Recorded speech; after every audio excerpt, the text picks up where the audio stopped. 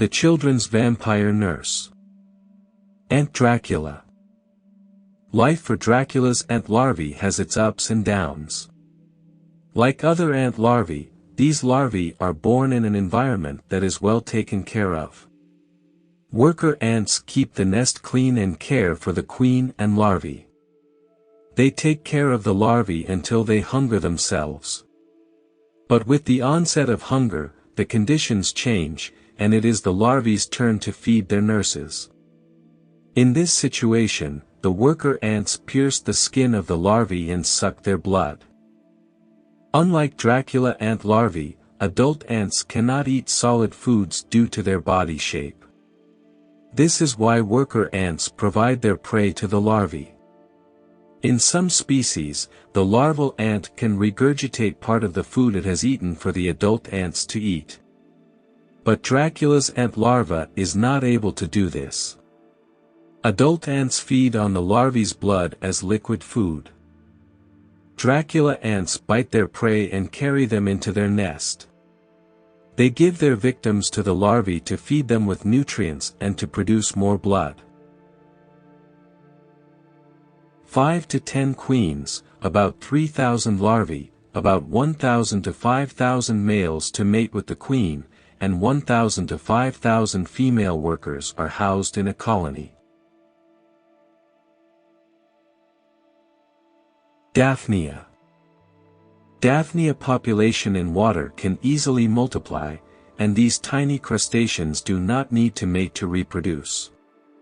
The female can spawn without the presence of male Daphnia to fertilize the eggs and fill a small seasonal pond with small Daphnias in just a few days. Daphnia's outer shell is transparent. For this reason, you can see the eaten algae and the eggs in the egg sac of the female Daphnia. When the weather gets cold, the female and male Daphnia mate to form resistant and hard-coated eggs. These eggs tolerate the dry cold of winter well. Daphnia reproduces so quickly that only 1 month is enough for them to multiply 10 times in their environment. Mother-in-law. Planktonic Rotifer. The community of planktonic rotifers is entirely matriarchal.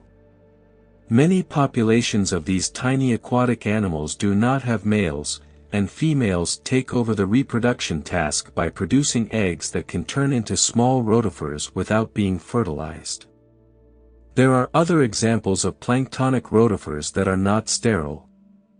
In these species, the male is very small and only lives long enough to fertilize the eggs. Planktonic rotifers can be found in almost all aquatic habitats of the world. They have a ciliated crown used for swimming and feeding, and the movement of its cilia can give us the impression that a wheel is turning. The most selfless mother. Common octopus. The female common octopus has broad arms to care for her eggs. The male octopus dies shortly after mating and leaves the heavy task of taking care of the eggs to the female octopus. The common female octopus produces up to 500 eggs, and after spawning, she stops eating to focus solely on caring for the eggs. After about a month, when the baby octopuses come to Dina, the mother is often so weak that she easily falls prey to predators. It is interesting to know that sometimes the mother may start eating her arm due to extreme hunger.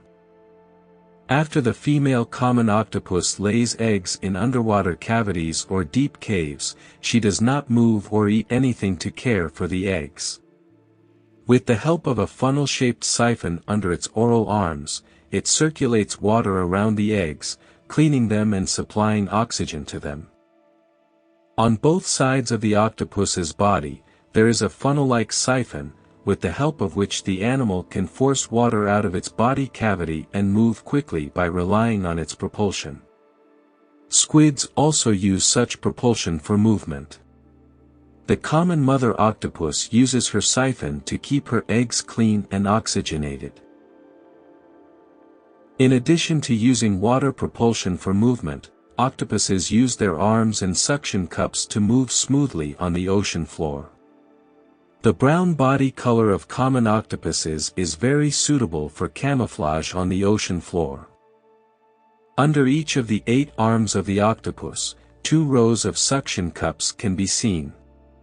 Using its suction caps, this animal grabs the rocks on the seabed or grabs its prey. These caps can taste prey and detect flavors. There is no internal bone or hard outer shell in the body of octopuses, and the only hard part of their body is a parrot-like beak located in the center of the body. This hard beak is used for hunting the victim or tearing it to pieces.